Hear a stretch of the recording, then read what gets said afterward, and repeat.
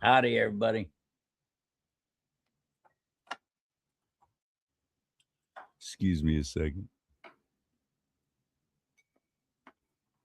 Okay, right. Now I'm ready. Hello, everybody. LinkedIn, YouTube, Facebook, Twitch.tv, and my much beloved rumble.com/do not talk. I am so glad to have Brian Mock back on the show. Brian Mock is a J6er. He was one of the ones that was actually there at the Capitol building. He was one of the ones actually making his voice heard, peacefully assembling, as the Constitution tells us we can do. And then all hell broke loose. President Trump finished his speech. Many of them, a million or more, walked to the Capitol. It was a huge deal. And that was January 6th, 2021.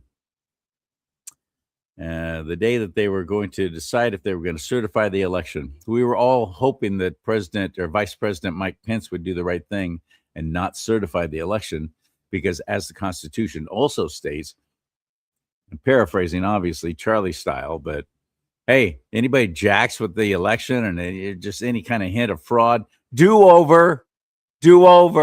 No, you don't get to certify that election. You make sure it's done right. So I'm watching my president this past week doing that speech about election fraud, and now it is all on Truth Social. It's all at whitehouse.gov. Everything is out now. Here's the evidence. Here's who did what. It was an extraordinarily well-done speech, and 3 of the big networks didn't even carry it. ABC, PBS, who else? Did ABC? I don't think yeah. I'm so sick of the media. I've been in the media my entire adult life, and I hate my own business now. Hate it. I don't even want a job in it. I work at some radio stations. I'm a radio DJ personality, mostly country music stuff, and a talk show host. And I've been politically active for quite a while. Before that, though, I was just your fun-loving party DJ, telling jokes, trying to make people laugh, doing the morning show, that kind of stuff. That's what most of my career was. Who's going to take me seriously? No one. I'm just a good old boy from Bakersfield who wants everybody to have a good time, life to be a party. I'm the quintessential Peter Pan. I truly am. But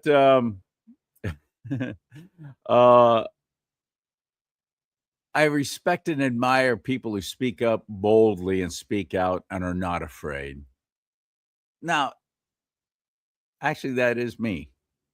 I am that guy.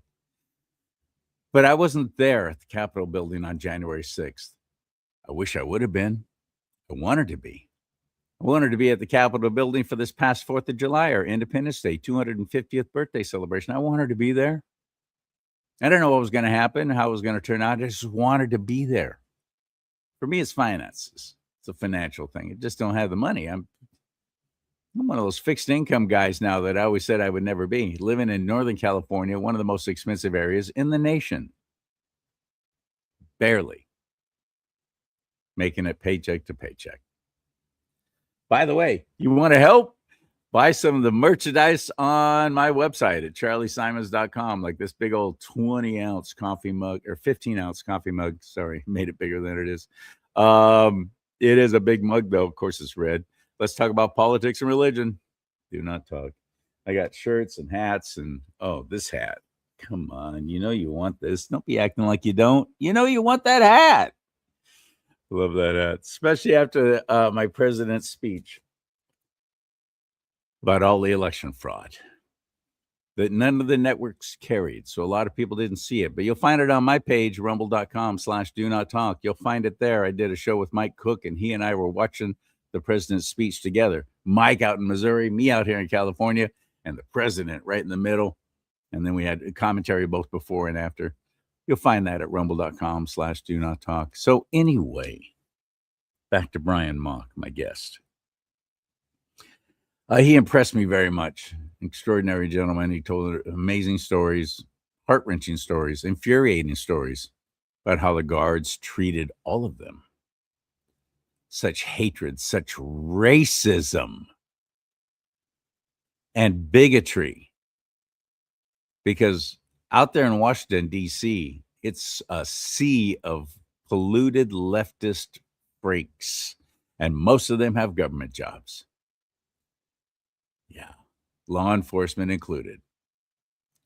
That's how it operates there. But you know what? Instead of me telling it, I'll let him tell it.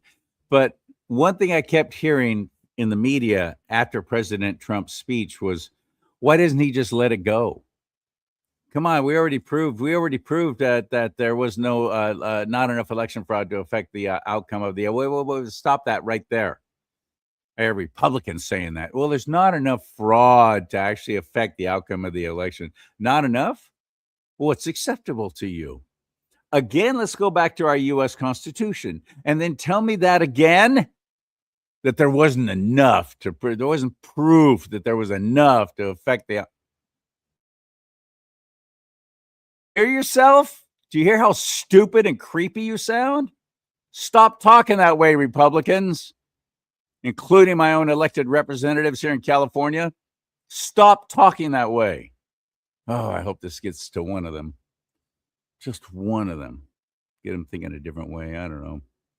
Again, who am I? Who's going to take me seriously? I'm just a good old boy from Bakersfield. Rock and roll, country music, fun time, fun-loving DJ. What did Rush Limbaugh always go? Maggot-infested FM radio DJ.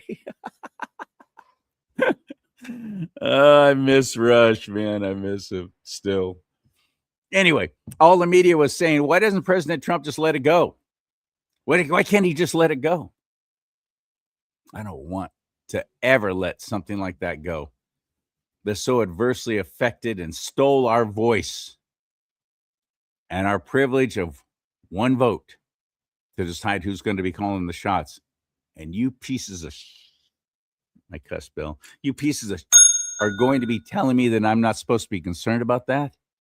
That you're taking that away from me? I can't wait until you're in jail. I really hope President Trump follows through and it goes to that point. I want to see some perp walks, especially the ones who treated Brian Mock and the other J6ers so horribly. In law enforcement, in the courts, politicians. I want to see orange jumpsuits, man. I want to see ankle shackles. That's what I want to see. I want to see eye for an eye, orange jumpsuit for an orange jumpsuit. Let's get Brian Mock in the mix now on Do Not Talk. Ready? Hit it.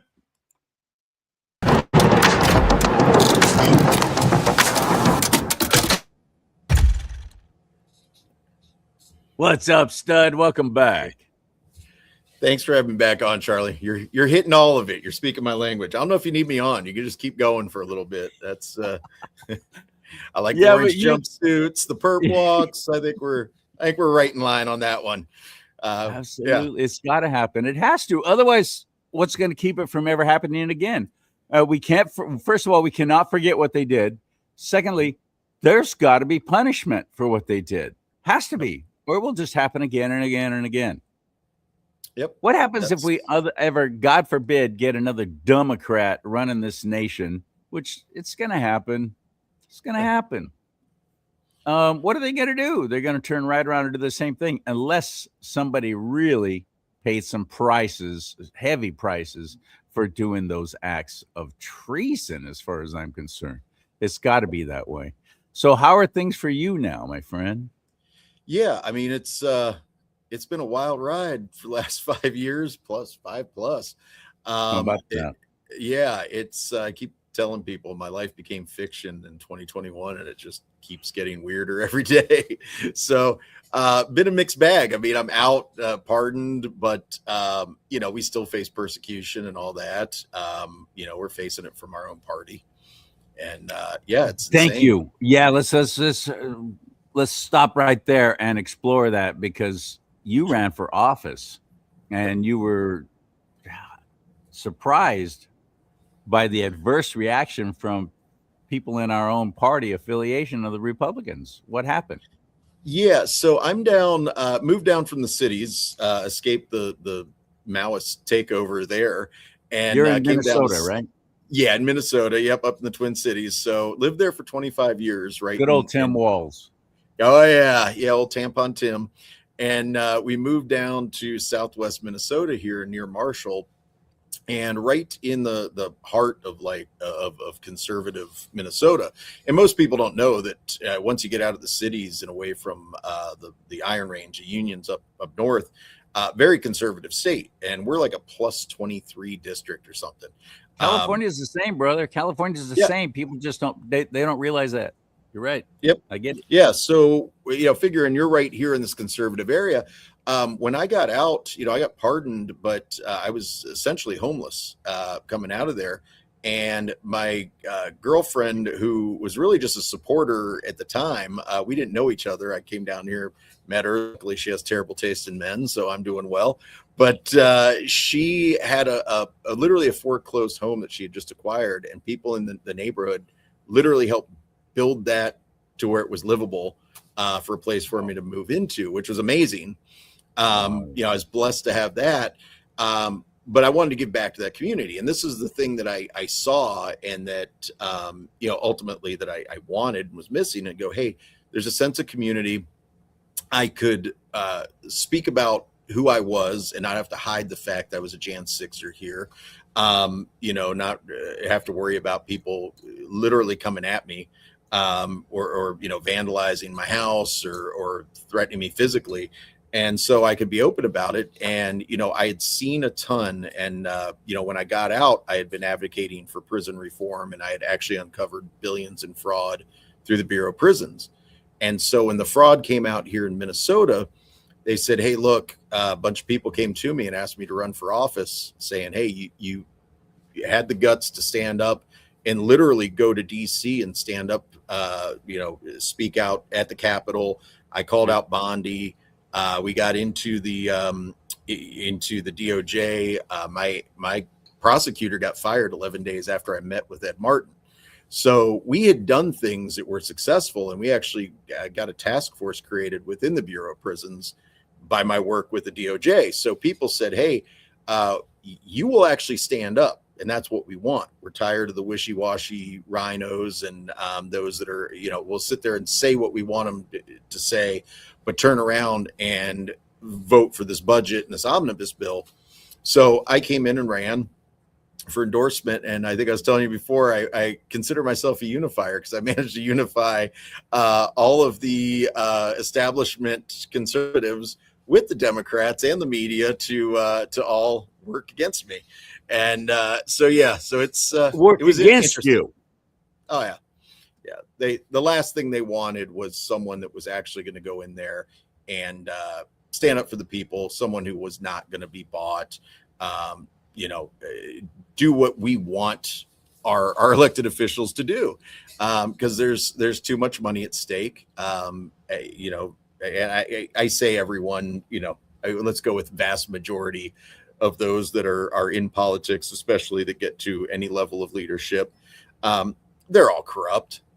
We see it from top down, and it's crazy how corrupt people are, even a local level. You go through your counties and cities, and it's the corruption's rampant, and nobody ever gets called out or checked on it, because you're all part of the country club. So I wasn't part of the country club, and so you don't get money, you don't get endorsements, and if you don't have endorsements and money, you better be independently wealthy to try to fight back against it. And right. I'm not.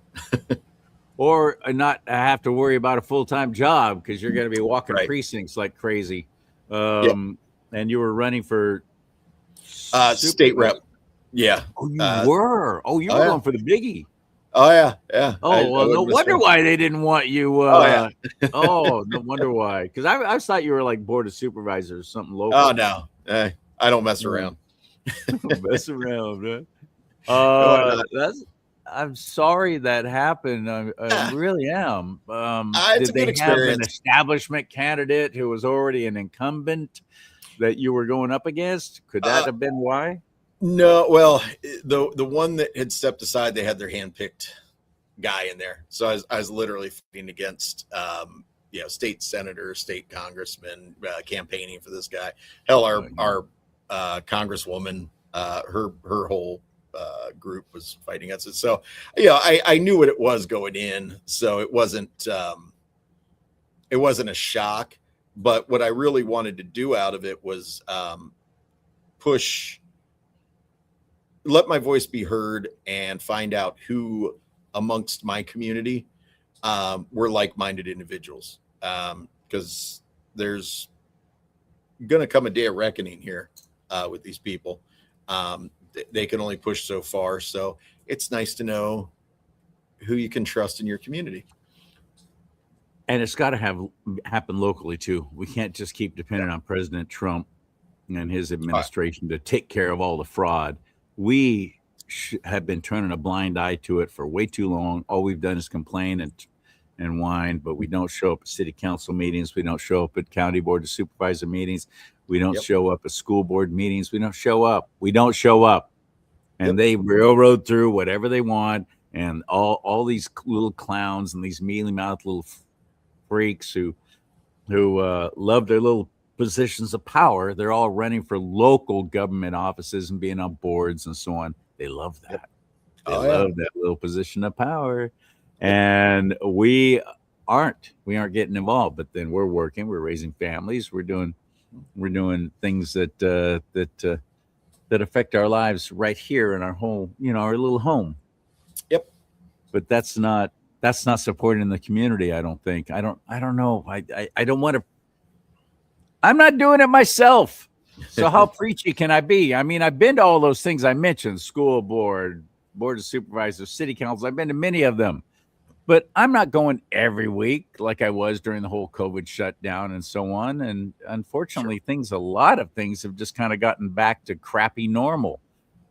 Nick Shirley there in Minnesota has done such amazing things. And then he came to California.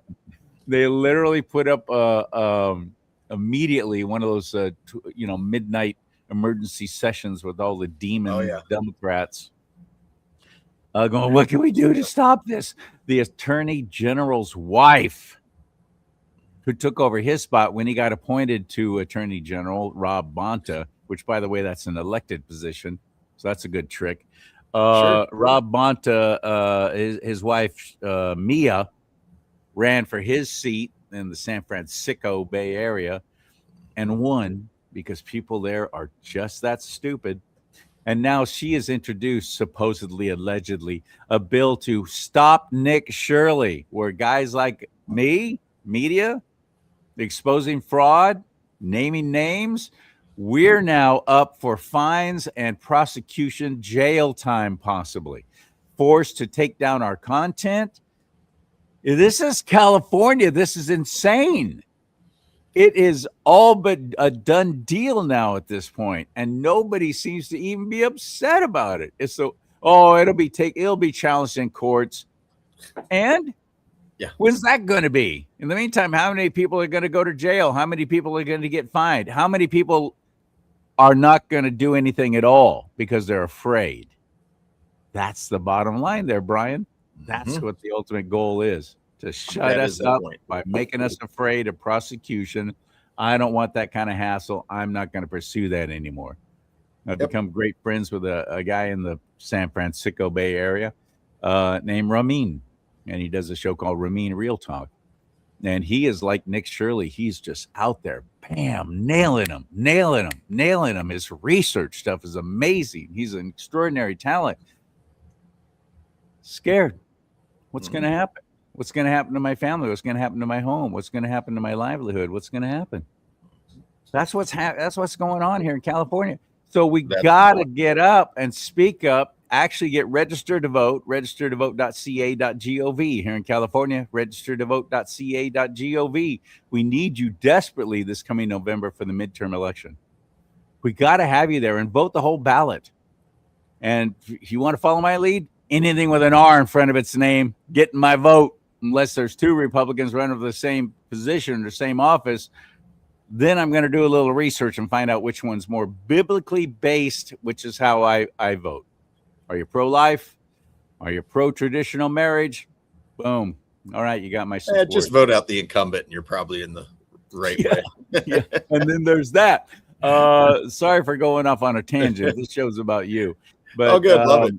I'm sorry I'm sorry you didn't progress further. Are you going to quit? You're going to try something else, maybe smaller? I don't know, man. The interesting thing through all this is not many people just get to restart life. It's there's a blessing in everything, right? So yes, this whole thing cost me over $1.5 million and counting, and they took away my livelihood and all the things. But that puts you at zero, right? Move to a whole new area, restart, figure out, still figuring out who I'm going to be when I grow up. Got a little bit of that Peter Pan complex myself. So, but yeah, it's, so that is the cool part is, I started my antique shop here, so I get to go find treasures every day. I still do my activism. I've been all over the country. I've met with, everyone. It's crazy. I get Laura Logan shooting me messages for show prep stuff, questions for BOP director. So it's crazy. I've, my girlfriend talks to Pete Hegseth and Bobby Kennedy, so it's Christmas cards from them. So we have this weird, crazy, we have crazy life, man. So it's a lot of fun, and we never know what the hell we're going to do. So, but to your point there on the lawfare, that is the punishment, right? Whether they ever put you in prison or not, they don't care. They're going to crush you through the lawfare. You got to go hire an attorney, and any attorney worth a piss is going to cost you hundreds of thousands, if not millions of dollars. And that's the whole game. They're going to crush you that way. They're going to crush you in the media. What they did to General Michael Flynn. Who would have thought that they could have so effectively ruined him in so many different ways? Yep. And that's how they come at you. So I've experienced that. And now I laugh. People got all upset because the local media was literally making up stuff about me and J6, the local independent newspaper, which actually was owned by a big conglomerate out of like West Virginia that owns a ton of local papers. Oh yeah. Well, they were doing their commentary, and they literally said that I had injured officers. I was attacking them with the batons. None of this was true, but they print it, and people were pissed. They're like, "Oh, you need to sue them," and this and that. And I just laugh. You don't have that kind of money. Yeah, and I laugh all at kinds it, of. Oh my god! Because I'm like, I understand. I'm glad that you all locally are pissed off, but like, this is nothing compared to what they did to me. Yeah, exactly. Here's a suggestion: instead of actually telling Brian what he needs to do, why don't you do it? Right. Why don't you all get together and go, you know what? We're going to do a little letter writing campaign. We're going to find out this dude's email who owns this publication. We're going to hit the crap out of them. The one who wrote it. We're going to tell them we'll never have anything to do with them again. We're going to Here's a real effective thing to do. Conservatives, please listen. Don't listen to Sean Hannity. Well, we don't boycott. We're not like the left. Stop saying that. Please stop doing that. Yep. Nothing more. Trust me. I've been in the media my entire life. I've seen how effective, because I've had it utilized against me, where so I pissed off the homo mafia, as I call them, in San Francisco with a comment I made about the city council making it a law in the city that you as a business owner could not send a dude home and tell him to dress like a man when he shows up for work. They made that illegal. And I was on the radio doing a morning show, KSFO, and I went off on that. All hell broke loose. Both radio stations, KGO, KSFO, and our TV station, Channel 7, KGO, boycotts, threats. We're boycotting every advertiser, contacting the advertisers. They would monitor the station, hear who's advertising, contact them, phone calls, emails, even letters. We're never going to set foot in your business again. And I'm going to tell all my friends in our little homo mafia, none of us will shop at your place of business. How dare you support them? Pull your advertising from that station. All this to get me, little old me, fired. Yep. It's incredibly effective. Thank God I had a general manager where I was working. Mickey Luckoff was his name. I'll never forget him. What a stud. He goes, nope, Charlie, everything you said, that was your opinion. You didn't make anything up. You just told the facts and what you thought about it. That's your job. I swear I was the only conservative in the entire building, but he stood up for me despite all that heat coming down. That was my first experience getting death threats. And then I'd put them on the air. I'd have to bleep out all the cuss words, but I always ended it with just make sure you kill me. Yeah. Just make sure you kill me, because otherwise I'm coming after you. Yep. That's they're fun, very now. effective. So we need to do that kind of stuff, Brian. I really 100%. think we need to do that kind of stuff, and it doesn't take that long. No.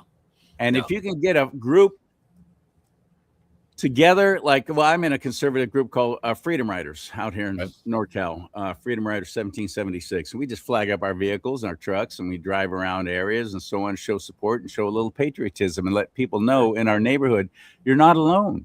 Don't listen to the media. You're not the only one that feels this way and loves our nation and feels blessed to be here. You're not alone. And that's invaluable to me. But that group, all I'd have to do is send out, hey, they did this for my friend Brian Mock, who's a J6er, and here's the newspaper that did it, and here's the contact information I got for the guy who runs it or owns it, and let them go. Yep. We got to do that, my friends. We've got to all come together and start doing that. What's happening right now with Walmart? Walmart has got a whole wall of hijab crap down in Texas. Yeah. Muslim Islam crap, a whole wall of it in Texas. I'm boycotting Walmart officially. It's my first time saying it on the air. Boom, done. Not setting foot in. And plus, I got enough stuff made in China anyway. I don't need any more. Thank you very much, Walmart. I'm done with you. I'm going to find somewhere else to go that's going to give me what I need. It might inconvenience me a little bit because I can't find everything in one place, but just too damn bad.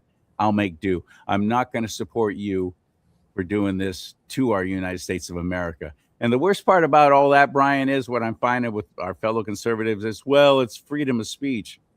It is freedom of speech or religion. I'm sorry. I didn't mean speech. I meant religion. Freedom of religion. Yeah, you're right. If Islam was a religion, it's a form of government. It's just another oppressive form of government. Sharia law is no better than Nazism, for heaven's sake. You're going to do it our way or you're going to die. You will comply or you will die. That doesn't fit with the United States of America and with our U.S. Constitution and our Bill of Rights. So they're infiltrating, and big corporations like Walmart putting up a whole wall of all this, all the hijabs and all the different Muslim garbs that they buy and wear.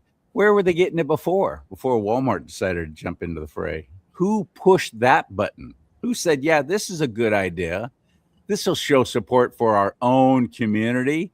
They don't care. It's somebody way higher up is making that decision, Brian, and somebody's getting paid. Yep. Always the case, right? Paid, man. So this fraud that you found there in Minnesota, in your area, does Nick Shirley know about that? It'd be nice. Well, yeah. Yeah, we've got all that. Yeah, I mean, the crazy thing is we keep seeing this stuff exposed, right? And, every day we keep hearing more and more about the fraud, whether it's Nick Shirley, anybody else. We've got guys, actually, Philip Parrish is running with Mike Lindell. Philip Parrish was running for governor. He's now running for lieutenant governor on the ticket. I met him at a convention. It was funny because he wasn't really into any of the speeches anyone's given. He didn't give a damn. He's there to give his speech, and he's kind of buried in the phone. And I had met him briefly, and I think his impression of having a J6er he wasn't necessarily into. And then I started speaking, and I get into my speech, and I notice him kind of start to look up from his phone, and then he takes off his glasses, and then he's leaning in, and when it's over, he said, "We should connect." And he takes my info, start following, and awesome, we're texting back and forth. So. But he was one of the original, very interesting story. He was in the Navy, and he was intelligence, so naval intel, working on counterterrorism, and he was over in the Middle East researching, where the money went. He traced the money back to Minnesota. So he was one of the original whistleblowers. He was telling people in the Navy, like, hey, look, all the hallmarks of money laundering are going on through the government down to these all the stuff that Nick Shirley's talking about now, and all this other stuff that's coming out about the autism centers and the medical, the overbilling and all this, and the money going back overseas. And we're seeing all this money, that literally cash, going through the airports, and how many millions upon millions of dollars that they were seeing going through there every month. And so he saw this and reported it. And then he got here, got out of the Navy and was here in Minnesota and reporting it. And he's still, fighting this fraud. So we got together and kind of kindred spirits over, hey, I expose this, you expose that. And so we could talk about it. But it's so pervasive and such a huge issue. Hopefully that they can go get elected. Their, primaries coming up here in 20 some odd days. He is one that will get in there and fight this fraud. He's passionate about it. He's accomplished at it, and we'll see where it goes. There's a lot of powers that be that have no interest in him actually going and exposing that, because of the billions upon billions of dollars that are getting funneled through. He's a problem for them, and the same group that saw me as a problem see them as a problem. And we are, we would screw up the way the money flows, because we're honest. We want, a diminished government. We want all the things that we say as conservatives that we want. We want to be left the hell alone. We want freedoms. They don't want that. We want to not be slaves. We don't want to see our tax dollars going to foreign countries and going to, immigrants that come in here and immediately get on the system. There isn't a single conservative you see that has a problem with legal immigration. What we have a problem with is people showing up, getting on the system, getting handed money, and out there driving better vehicles than what any of us are. How is that happening? Well, we know why it's happening. It's because certain groups want their vote, and they're literally buying it at our expense. So what I've been saying out here when they started the campaign about don't call them illegal aliens. They're undocumented workers. That's what the media kept telling us in California. They're undocumented workers. So I immediately went on the air and started saying they're undocumented Democrats. Yep. Because that's how they're going to vote. And they know that. If they're coming from Central and South America, most likely they come from a socialist government, at least at the time. And they're importing voters. That's what this is going to be. Then along comes Jerry Brown and the motor voter law and making it legal for illegals to have driver's licenses, and you get registered automatically if you have a driver's license, or you can actually register to vote. No questions asked. But don't do it if you're illegal. Wink, wink. Yeah. Yeah. Insane. And nobody to see it. Look what's happened, man. Look what's happened to the state of California. I don't know if we're ever coming back from this, because nothing's been done about the fraud here. Nothing's been done about the fraud here. Yeah. It's obvious what it is. And, the fact that, hey, you've got, they're going through to try to clean up the voter rolls, and it's all Democrat states that won't turn them over. We know it's rampant fraud. The president's come out and said it. And that's a frustrating thing right now. And, why ultimately you had me back on here is the rally that I'm having for justice coming up here in August was based on the fact that we're tired of the exposing. We've at the very beginning of this administration for the last 18 months, all we've heard about is fraud and corruption nonstop. It's been exposed, but we haven't seen perp walks, to your very point at the beginning of this. We haven't seen any meaningful arrests. There's been some garbage. I mean, the Comey thing is such a joke. This is what we're gonna go after. We have people who, like you said, this is treason as far as I'm concerned with a vast majority of this. So let's start arresting making meaningful arrests, watching people do perp walks. For J6ers and all of those that were weaponized against by the government. See, it wasn't just this 1,600 of us that were weaponized against by the government and thrown in prison. We had COVID doctors. We had parents who dared to speak up at their PTA and question DEI and this insanity. Those in California who would dare to question, hey, maybe we shouldn't have genital mutilation of our children without parental consent. Does anybody have a problem with? Oh, I'm the problem now. I get my kids taken away.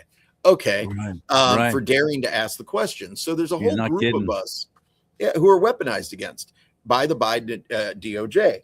And a big part of the reason that Trump got elected was that weaponization. Every time they would come after him, conservatives would go, wait a minute, what the hell? The more they went after him, the more support he got. And we saw how corrupt it was. And so to come in and say, 2016, it was drain the swamp. Well, there's a lot of things that Trump has done that are amazing that we love, but that has been an abject failure. He has not drained the swamp. The swamp's gotten deeper. And going into this administration, we've seen no meaningful change in 18 months. Pam Bondi was abject failure. There was nothing happened within that. Since Todd Blanche has been acting as this, there's been no meaningful change. They've stood in the way of justice for the J6ers.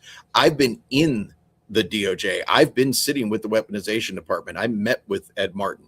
My AUSA was fired, my prosecutor, within 11 days of me being there when they asked for specific information and exposed this. I exposed billions in fraud within the BOP, Bureau of Prisons. They created a task force based on my information. All of that was a Band-Aid and to look good, to show the optics that they were doing something, but there was no actual meaningful change. They're currently holding thousands of people in prison illegally past their due date to be released for monetary gain. You said currently? You said currently, like it's still going on? Still going on. That's my problem, is this has been going on for years and there's still guys. I get phone calls from guys constantly in prison, and mothers and wives and girlfriends asking me to help more because I was out there exposing it. And the Bureau of Prisons admitted to it. They admitted that billions had been exposed. The last day that I was in DC back in December of last year, I was literally bringing in a bunch of things I filed. One was an 8-figure lawsuit against the government. The others were judicial complaints and a judicial impeachment statement that I brought to the House of Representatives, hand delivered it.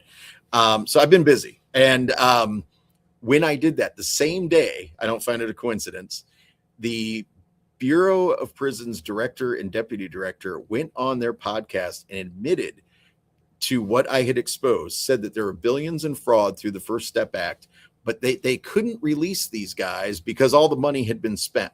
So I'm like, wait a minute, you can't release these guys from prison because there was fraud and all the money's gone?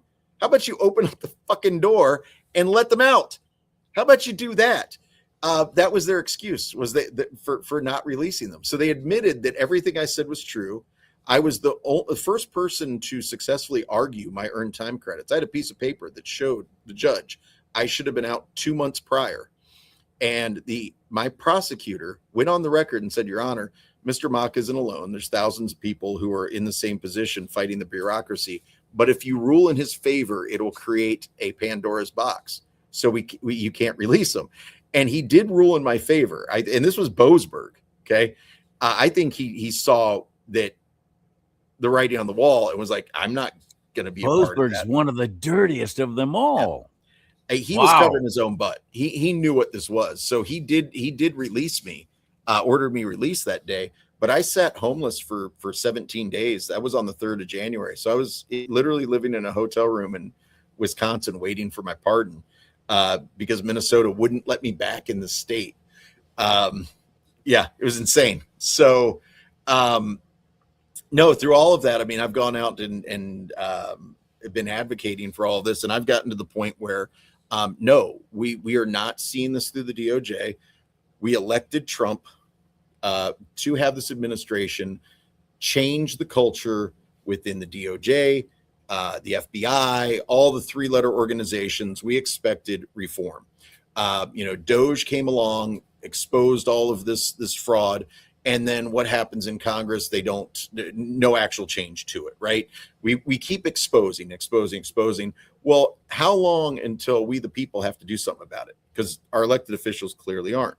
I don't know. And Yeah. if the Senate doesn't pass the Save America Act, this coming November's midterm election, I think it's going to be disastrous with turnout on the right, That's the point. because so many of us are so disgusted with our own form of government. But that's the worst thing we could ever do. But that's what I'm hearing people talking about. That I hate that. I wish It's they by didn't talk design. that way. Well, that's It is the by thing you got to design. look back at Yeah. is that we think in terms of conservative and Republican Democrat. There is no Republican Democrat. There's very few that get elected to a federal level that actually do give a shit about the people, right? Or doing their job properly. And if they are, they're going to get rooted out and replaced. They'll primary them right out of there. So they last a couple of years, maybe as long as MTG, right? And then they're gone. And so at the end of the day, no, they have no interest in actually running free and fair elections, because those don't exist. And they're not going to fix the problem. And right now we're dealing with Todd Blanche trying to get approved. That's the problem, is you have to go through the Senate to get your approval for this. So they hold the keys of the kingdom. That's why they shot down the first pick for AG, Matt Gaetz. That was supposed to be the AG. Matt Gaetz was going to come in and start cleaning house. You They mentioned shot Marjorie that Taylor. down. You mentioned Marjorie Taylor Greene, by the way, just a little bit ago. Her and Matt Gaetz and Ted Cruz, I think, maybe Lauren Boebert, are the only ones who showed up there at that DC gulag in Washington. Yeah, DC. no Ted Cruz. He might have taken a photo op later, but it? when we But had Matt Gaetz was the biggest voice saying, "This is insane. Somebody look at what's going on. Let's get them out. This is insane what's happening to our own fellow American citizens just for peacefully assembling and letting their voices be heard at the Capitol building, because there's some who went in, because there's some who were, and I believe they were plants dressed up like 100%. they're all MAGA, and they weren't. We know that there were FBI plants there. We know that now. We're trying to incite, trying to incite and get you all riled up and going into the Capitol building, and then they got you. But people were arrested who never even went into the Capitol building. If I remember right from our first show, you're one of them. Yep. You never even went in there. Nope. I'm one of the 81 heaviest charged J6ers for quote unquote violence. My violent act, there was a 5-minute span that they charged me with everything they charged me with. And when I wouldn't bend the knee, they kept escalating. I went through multiple, so it initially started as a complaint. I was actually held in pretrial detention with nothing ever going in front of a jury. The judge illegally held me pretrial on a complaint. And then they went to a grand jury and got an indictment. They lied on all of that. We've proven it. And then when I wouldn't bend the knee, they got a superseding indictment, charged me with more stuff. And then when I wouldn't take their plea deal of 30 to 36 months, they went and got another superseding indictment, tacked on more stuff. Now, it was so absurd that they had to list their assaults. The only thing that I did that they could construe as an assault was when I was literally leading officers off of the area because there's a breakdown on the West Terrace and people were leaving. I kept pointing at this door where they were leaving. And literally officers would turn around and realize, okay, we got to go. I pat them on the back. There's a whole series of this. And the one that I came to, you see my hands immediately go up and I step back and he threatened to shoot me. And I've got on record, it took me 3 years to find it. I kept telling people this story that an officer threatened to shoot me. And I had attorneys that I fired that told me that I'd committed perjury by lying on the stand about that, saying that in court. And I said, I absolutely did not. I've not lied through this whole thing. And they had never been able to find a single contradictory statement. I had done hours upon hours of podcasts when I finally got out pre-trial. I had written letters, I had testified, all of that with literally dozens upon dozens of hours and all this stuff. They never found a single contradiction in anything I ever said. And so I had I pushed a shield. It was a split-second reaction. This guy literally took his hand off the shield, had just threatened to shoot me, and reached down to his side. And a split-second reaction, I pushed the shield. Well, he was standing on another shield, and he had slipped and fell on his butt. But to the right of me was CNN, MSN, Fox News, BBC, you name it.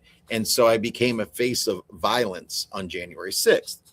And what the goal was to get me to plead out.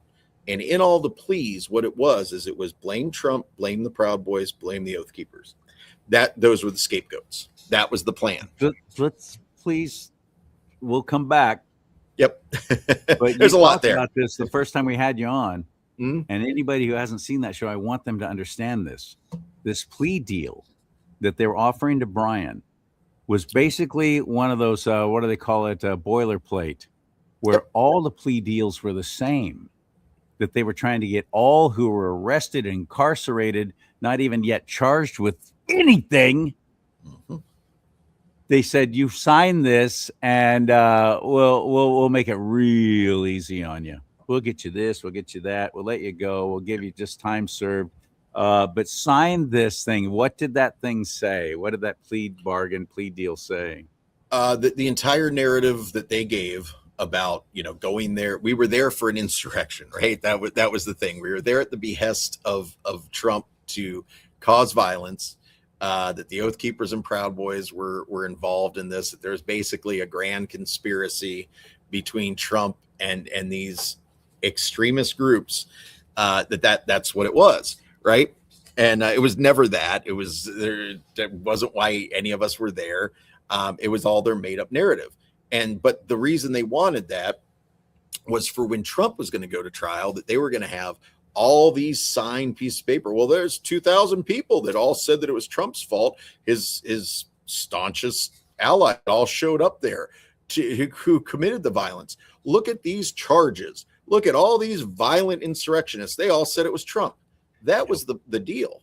And so why we're the pardon was the very least he could have done. What we need now is justice. And that's what we're after.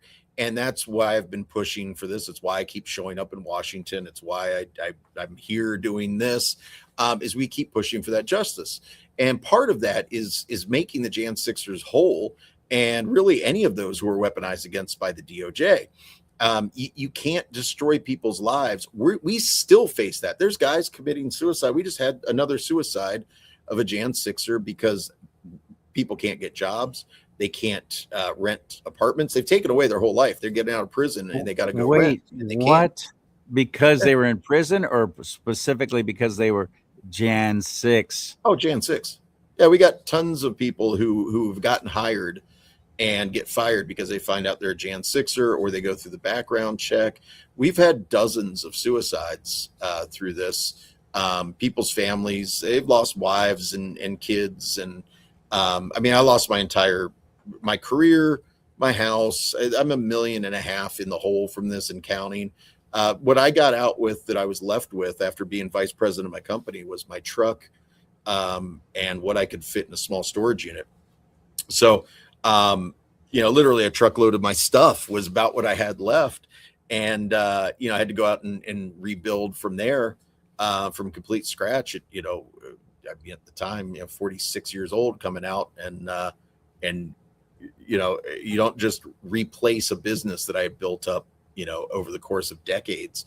My kids, the time I lost with them, you don't replace that. You don't fix those relationships.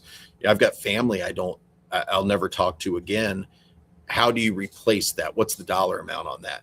But at the very least, this DOJ can settle with us. They can come out and go, this Biden DOJ screwed you guys. You were the scapegoats. They used you as an example. This was wrong. As an example, to make sure the rest of us never try to actually show up and let our voices be heard, to keep us in fear. That's just it. But they're still doing Trump, for anybody who goes, well, how come President Trump isn't doing anything to help these people get back on their feet? He did. He did.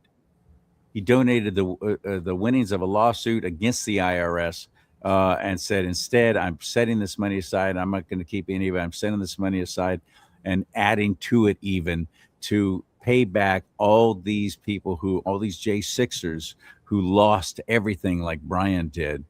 And then one judge said, yeah, no, you don't get to do that.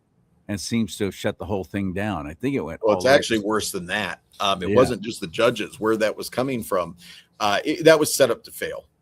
Those within the DOJ are not there to actually provide any justice. They're there to protect the institutions.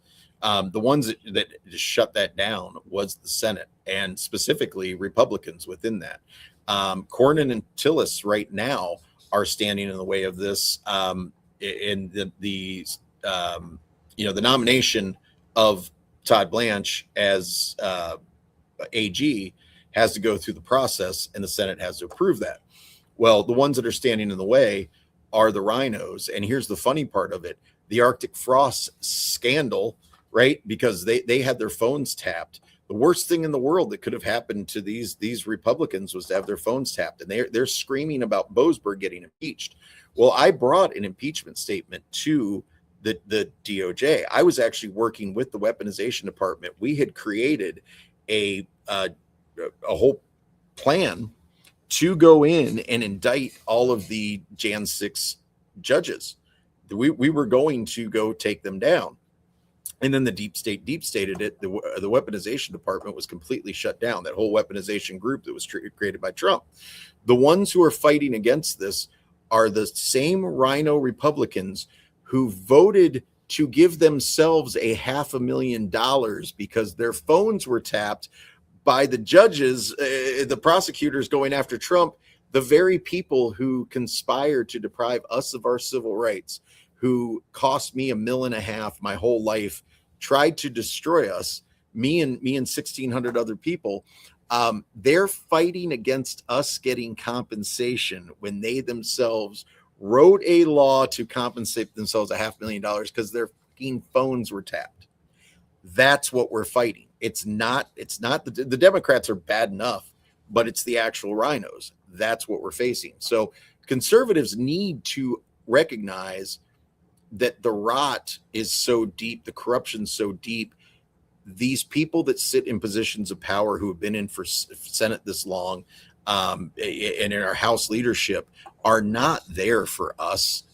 They are part of the system. They're part of the country club. And until we dismantle that and get real Americans in there, real patriots into positions of power, it's going to be the same thing. So, the way that it looks now, and if you are a student of history at all, the way that it looks like it has to go to get real and meaningful change is massive bloodshed, because that's historically what it takes. And so we either change now or it's coming, whether it comes in months, years, or decades. That's how the carnival ride ends, unless we hold people accountable and demand that we bring an end to this corruption and we see real justice. Thus my walk in August for that justice. I keep hearing people talk about, civil war. There's going to be a civil war. It's going to be a civil war. It's going to go to violence. I think, if it does happen, it's going to be the Democrats against the socialists. I really think that's what's coming with the DSA, the Democrat Socialists of America. How in the world did we get to this point? By sitting back and not getting involved and not voting and not showing up. Oh, we'll elect somebody to take care of it. Out here in California, Steve Hilton made it past the primary. He'll fix everything. Really? Like Arnold Schwarzenegger did? He wasn't able to do a damn thing because we didn't get any other conservatives into any of the other offices. He's got to have a team behind him or he's going to hit a wall of shit. Yep. It's impenetrable. He's got to. We've got. So that's why I love what you're doing, and I wanted to let everybody know about this. If you missed J6 like I did, and you're thinking, I wish I would have been there. Well, now here's an opportunity to actually let your voice be heard. Show up, and it's August 29th. So we got 5 weeks.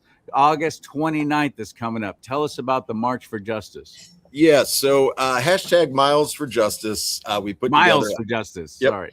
I was hanging out with a buddy here. I became friends with the Disrespected Trucker. If you don't follow him online, go check him out. He helped put together the trucker convoy early back in 22 from California to DC. I was a part of that when California Yeah, made it to Texas.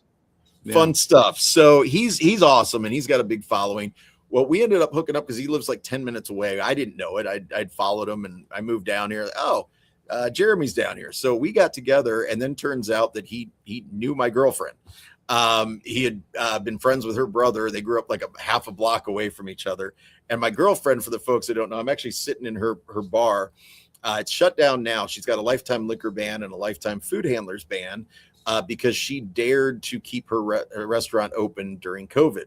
And Walls literally sent Keith Ellison down here to try to lock her up because she wouldn't force people to wear a mask, wouldn't shut down.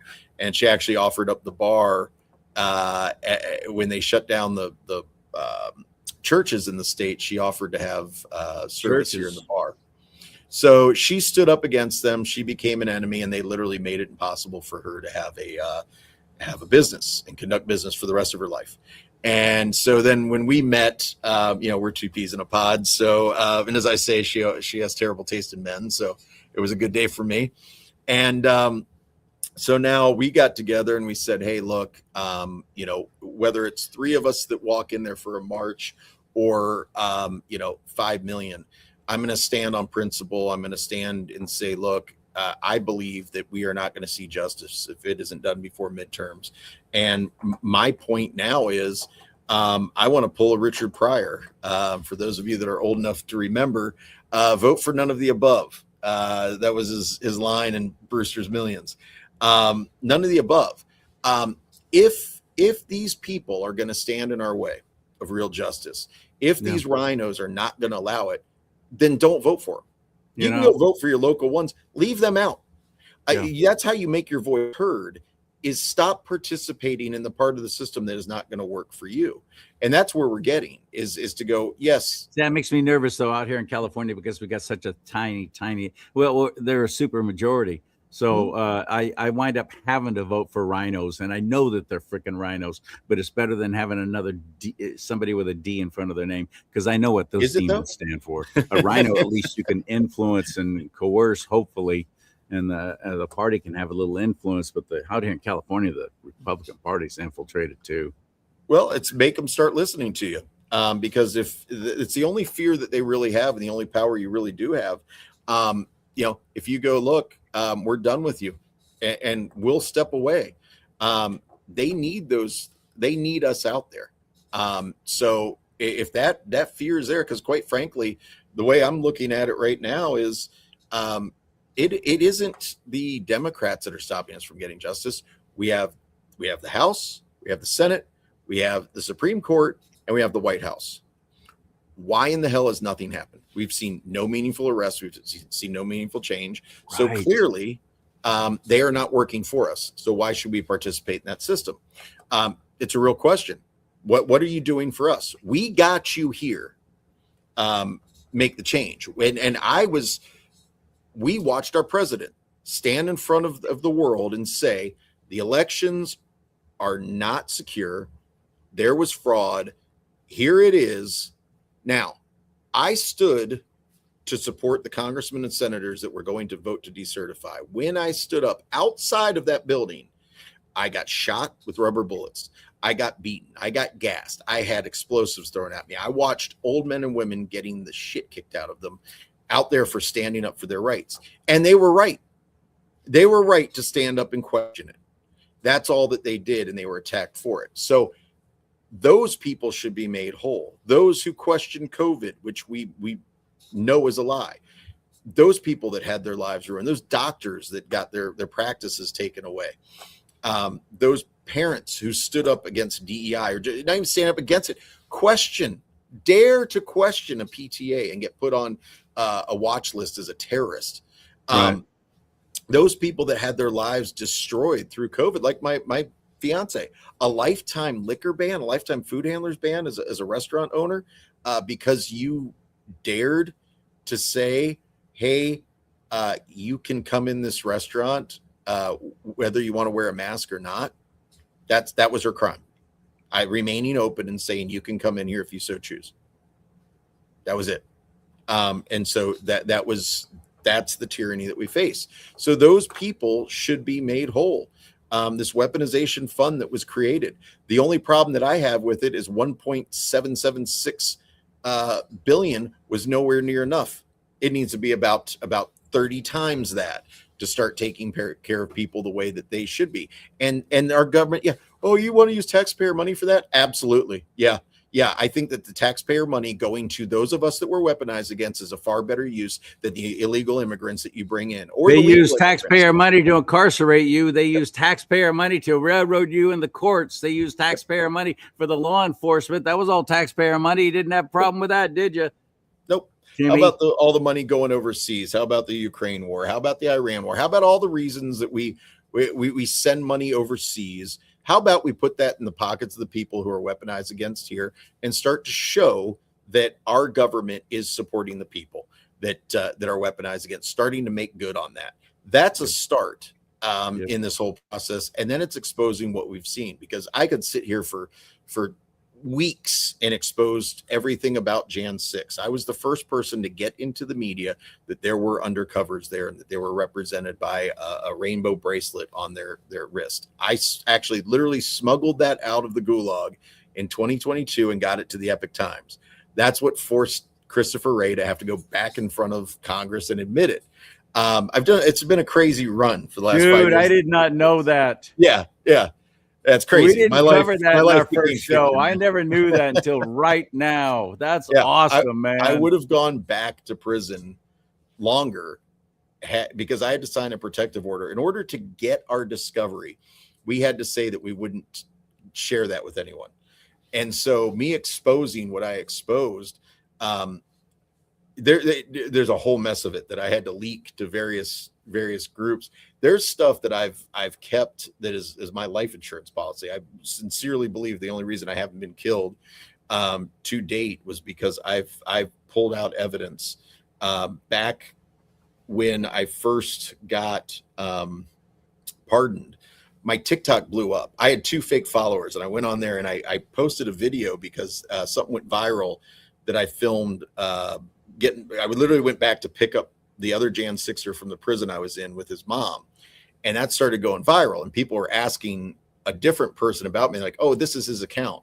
And they sent me to my account. I had 2 fake followers. And I said, shit. Okay, well, I'll just put out a couple of videos real quick, explain who I am. And I said, well, I'm going to my storage unit. I'm going to pick up some of the stuff, including my big box of evidence. And I'm going to show you evidence of Nancy Pelosi, who was directly responsible for January 6th.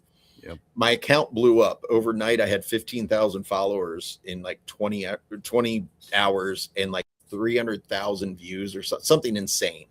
And my teenager looked at it and he goes, Dad, you didn't even use hashtags.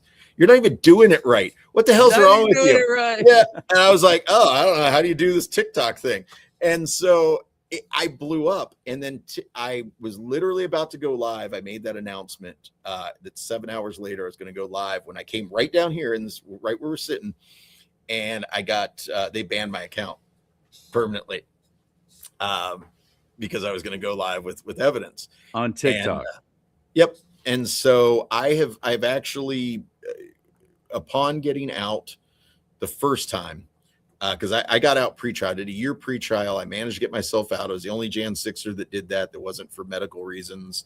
And then I spent 2 years pre-trial. I had to go back into prison. So I got to have my life destroyed twice through this whole thing. But I had given a bunch of people some evidence and said, basically, if anything happens to me, this is my dead man switch. Get this out to media sources. And I had some specific ones that I wanted them going to, and it was going to go out wide, stuff get put online. And I still have stuff that I haven't exposed about Jan 6. I could blow your mind. I keep adding to it. I've uncovered exactly how they did the operation, who was involved within the intelligence community. It went international. went through multiple agencies. I know the who put it all together. I've had whistleblowers come to me because they knew I was doing an investigation.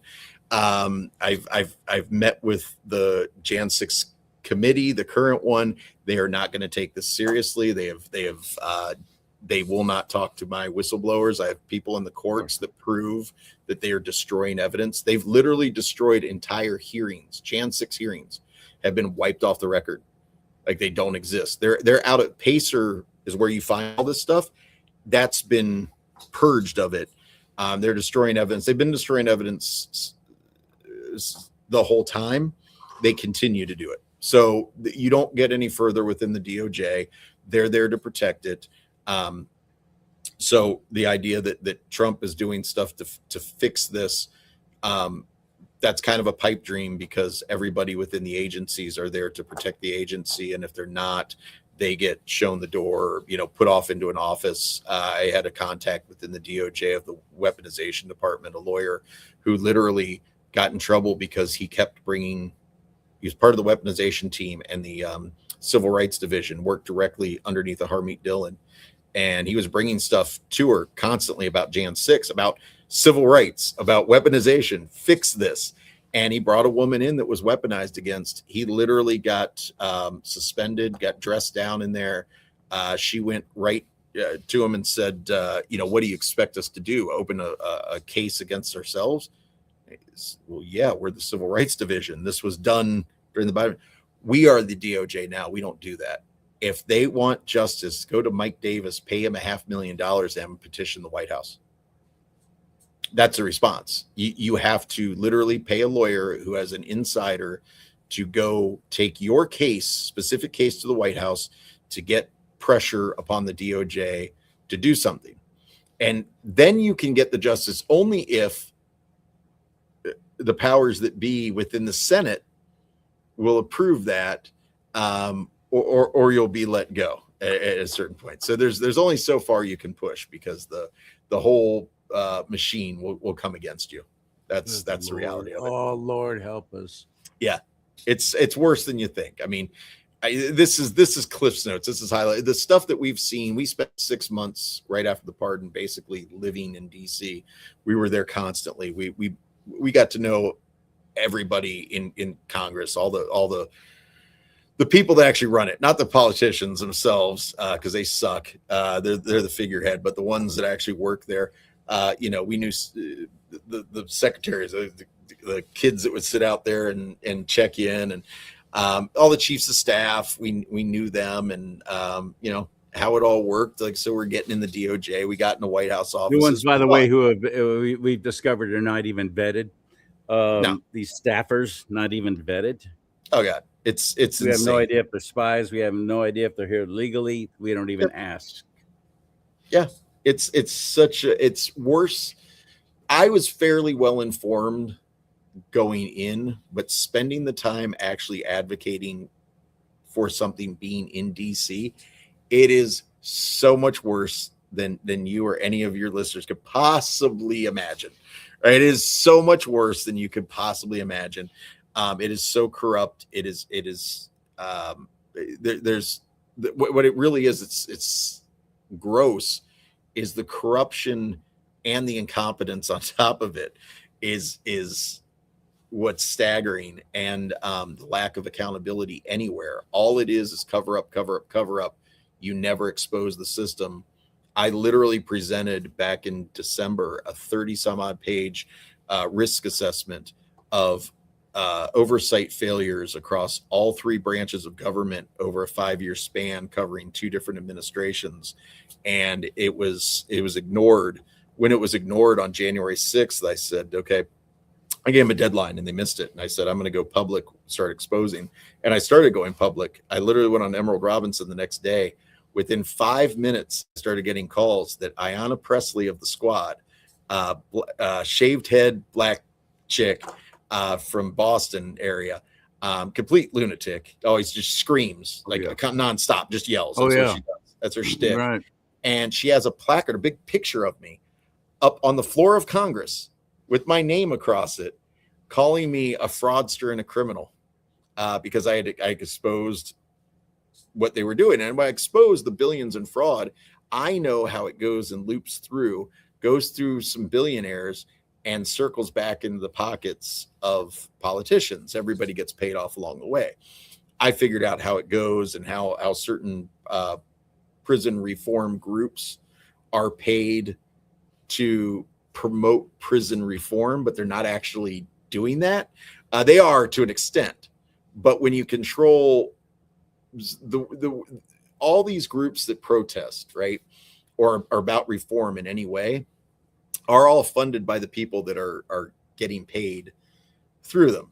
Okay, so yes, there are people that want change, but they're controlled in how much they can do, because if there's actual change, if there's actual accountability, then the funding stops. So there's a point where those that are in power in those groups, right, these 501c3s or whatever it may be, they'll get a phone call from someone that, hey, you like your funding? This is the line. This is as far as you can go. If you step over it, your funding gets cut. Your organization is going to get dismantled. We literally were working with congressmen and senators and various different people who were supporting the efforts that the 501c3 that I was working with for prison reform. We were making some massive headway, and we were trying to get funding for this thing done. And when we pushed too far, a group literally came in and called everybody that was supporting us within about a 24-hour period. Everyone that was supporting us, all the congressmen that we were working with, had called to ask them to take their names off of the literature that were basically like endorsements for the organization. So they effectively just destroyed the organization, and then literally started bribing people to get them to leave and destroy it. That's what they do. So they discredit, bribe, steal, destroy, whatever they can do if you get too close or too far. And that's just the reality of it. There's almost endless money. We're screwing with their it's an ongoing criminal organization. That's what our government is. And those that arrest are there to, the police that don't know it, the law enforcement don't realize that by and large, they're being used to enforce that. They're the foot soldiers for a mafia is really what we're facing. The court system is there to punish and destroy any of those that would stand up under the guise that we're doing it for, a law and order. Some things they are, it's great. Oh, look what the FBI did. They took care of all these pedophiles. Well, yeah, pedophiles suck. We can take care of those. I'm not losing sleep or worried about any pedophile coming in and taking my rights. I'm worried about the federal government in there destroying our way of life. The pedophiles aren't the ones that are bringing in illegals by the truckload to get them to vote to destroy our way of life and start a Maoist revolution right here in the United States. Okay. Now, we could take care of that locally. We could take care of those guys. If they let the prisons actually take care of the pedophiles, that takes care of the problem right there. But they're actually a protected class within the prison. If you get in a fight with a pedophile in prison, you get a hate crime charged against you. What? Are you serious? Is that bad? Yep. Yeah. Pedophiles are protected people, and they've got it great in prison. Yeah. Yeah. It's not that long ago that if you were a convicted child molester, you were going to find yourself exiting the planet one way or the other. They run the yard in a lot of prisons. Yeah, there'll be a small group of non-child molesters. The crazy thing is, where I was in prison, when I initially went in there, the guy that does the intake said, just go find yourself the solid whites and you'll be good. Like, solid whites? They literally tell you basically join a gang. Like they call them cars, who you ride with. So, blacks get together, Hispanics have their groups, and then there's the white dudes. Well, it's if you weren't a snitch, right, and you're not a pedophile. There was a small group of the actual, like, solid white dudes, because that's what you do. It's all race based in there. It's who you can associate with, eat with, go to rec with, and then the pedophiles were all one big group. It didn't matter, but they outnumbered all the rest of us in prison for sure. So, but yeah, if you touched one, it didn't matter what the circumstances were. Even if one came at you, you were going to get charged with a hate crime, and you were definitely going to get time added to your sentence for that. They're absolutely protected. So the fact that I see all this crap go through with the FBI about that, which is cool. Like, yes, end child trafficking. I think we can all get behind that, but we don't need the FBI for that. Quite frankly, the FBI is so corrupt and so broken that we need the FBI to go away. It's not what it was initially set up to be. They were supposed to investigate. Actually, back during Prohibition, they couldn't make arrests. They could get a warrant. They brought it to the sheriff. They didn't carry guns. I like that. How about we take away the guns from the FBI? Now we have them with the fucking IRS. Why is the IRS carrying around weapons? That was a Joe Biden thing. 85,000 of them carrying weapons. IRS agents. Yep. So, no, one of the things I got used against me in court was, I think I called for somewhere on one of my Facebook posts was, calling for the complete destruction of the federal government, dismantling of all these things, the IRS, the monetary system, and restarting under the Constitution. Like, let's redo this. I don't call for a revolution. We already had that. What I call for is a re-revolution where we actually follow the Constitution. We don't have to rewrite the thing. Just follow what we got. We already have the right system. It's that simple. Enforce the laws is all that. Yeah, it's Enforce weird. The laws. And the Constitution of the Bill of Rights is the law of the land. Yep. That's it. Dang, buddy. Yeah. Well, there's an opportunity coming up August 29th at the Capitol building. Actually, we're going to start at the White House, walk down past the DOJ, and circle back up. I have an audience of one. People are getting on me because the Senate won't be there. I gave them an opportunity. As far as I'm concerned, the Senate and the House are so corrupt, they're done. The DOJ can provide justice for all of us, and the president appoints that DOJ. So I want the White House, I want this administration to start the process through the DOJ. The DOJ can expose all of this. They can bring the cases against them. They can bring criminal cases against all of the criminals that actually exist in DC. We had a plan put together through the weaponization department, weaponization group, to actually bring these judges in front of the courts, and they could do that right now. So I know how to do it. I helped I did write the initial brief on this. I have proof that the courts conspired to deprive U.S. citizens of their civil rights. They conspired to do it. We can prove it. They should be in prison for it. Period. End of story. I agree. So. And you can show up and march with Brian on August 29th. What are the details? Fill us in. So, yeah. And then in the lead up to that, what we're asking people to do is put together little videos on your social media. Just put a hashtag Miles for Justice. Talk about what you want to see in justice. This isn't about a Jan 6 thing. That's obviously what my experience has been, but I also stand for prison reform. People are sitting in prison, should be released. They've served their time. Let them the hell out. That's pretty basic. Yep. Like I said, the COVID doctors, the people that were weaponized against during COVID, the PTA parents who were put on lists and had their lives ruined.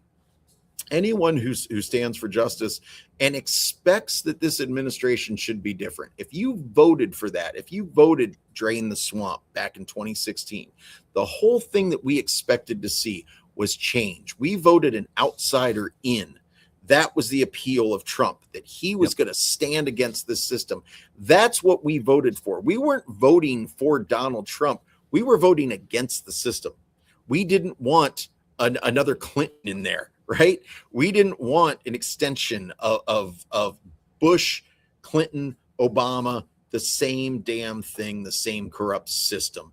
We wanted real and meaningful change. We wanted accountability. We demanded it. That's what we're standing for. And if you believe in that, stand with us. put a hashtag Miles for Justice on any of your social media posts and throw it out there. A quick little minute video. We're asking people to walk 1 mile a day. Take a walk, think about it, talk to us about how you feel about justice and accountability. We need it, and we demand it before the midterms. And we want to expose those who don't. If we don't have senators and congressmen standing for that accountability and getting in the way of this administration providing it, don't vote for them. They got to earn your vote. And this isn't going to cost you anything. If you want to contribute, absolutely. But it's called Miles for Justice. Brian's putting this together with a whole lot of other pages, and I think it's fantastic. I hope we show up in the tens, even hundreds of thousands. I don't know. How are you getting this out? What kind of I mean, we only got 5 weeks until it happens. What kind of attention are you getting for it? Grassroots. We're getting grassroots. More than you think, but everybody, we keep getting calls and texts and emails from folks. We've expanded well beyond just the Jan6 community. We've got lawyers and legal teams that are behind this. Those that are seeking justice. I mean, it's pretty universal. And, those that are America First, they're pissed off that we haven't seen the change that we expect. And so that group in a big way is getting behind this. And so we'll see what the turnout's like. We're going to take kind of a long drive in. So we'll make some stops along the way. Do some videos on our way in. So we'll schedule some spots. We'll be coming out with an announcement of where we'll hit, and so Des Moines, I know, will be a spot that we'll stop probably day one, pick up one of my buddies. Well, where can we go to get all the details? I will be letting you know as we drop this on my X space for sure. You can catch me there at Brian Mock, PPOW. On my Facebook. I am on Instagram somewhat technically, and TikTok. I reopened an account, though they like to ban me a lot. So X seems to be the spot that you can find me on. And as we blast that out, Disrespected Trucker as well. Give him a follow on there. He's got a ton of followers, but he's putting out stuff as well. Lean to the side so we can see your flag and tell us what. Oh yeah. So let's go this way. PPOW 1621. Which is being held up by my pitchfork now because sent a message. So I made that when I first got out of the gulag after doing a year in DC, most of it in solitary confinement. I got out. I was homeless. I literally had to live in my parents' garage in August till I could get them to allow me back up to Wisconsin. I couldn't get to Minnesota. Minnesota still wouldn't let me in, but I could get close to my kids at least. So my very first interview I did, I grabbed this flag. I had to walk down to a Target to buy it and spray painted PPOW 1621. It's how I signed off political prisoner of war on all my correspondence political prisoner jail. Of war. There it is. And I stand by it until we see justice. That flag is going to stay behind me in every interview, and that I'll be carrying across the country into DC with my pitchfork. Start following them on X, Brian Mock, MOCK, Brian Mock, PPOW. Find them there and get involved with this. Help share this show. Let's get the word out about the Miles for Justice, which is coming up August 29th in DC, but it sounds like it's starting even further out, and you're having convoys come in and all that kind of stuff. That's awesome, man. Fun. We don't have much time. I appreciate to Charlie. We don't have time. Time. Help support Charlie as well. All the good patriots out there, they're working it because you're there. You go. Get a mug, get a hat, all the things. No, it's funny because I grew up in a music store, and when you're throwing out the country and rock stuff, I'm like, yep, that sounds like me. And hey, man, we were trying to have a good time, live our life, be left the hell alone. We weren't out there being political. It's crazy. I was not. No, hell no. I wasn't either. I was trying to live my life. This stuff got too big and got in our faces. And you know what? We don't like being screwed with. We're the kind of guys, we punch back. So, we're done. And that's what it takes. This is a good one. I love that you're doing this. Miles for Justice. Thank you, Brian. Awesome. Thanks, Charlie. Fantastic. All right, my friend. I'll talk to you soon. Appreciate you. Oh, absolutely. Let's talk again as it gets closer. Okay. Yes, sir. All right, man. An American hero, as far as I'm concerned. Just about all of them are. There may have been some bad ones, but I haven't met any of them. And I've had over a dozen J6ers on my show. I know there were well over 1,000, but just good patriots showing up as our founding documents guarantee that right to do. And then you have wicked, evil people in there usurping and going against our own U.S. Constitution and our Bill of Rights and punishing anybody who shows dissent or says, hey, wait a minute, this isn't right. Those people have got to be put away. Those people who perpetrated these crimes against their own fellow Americans have got to be put away. Starting at the top.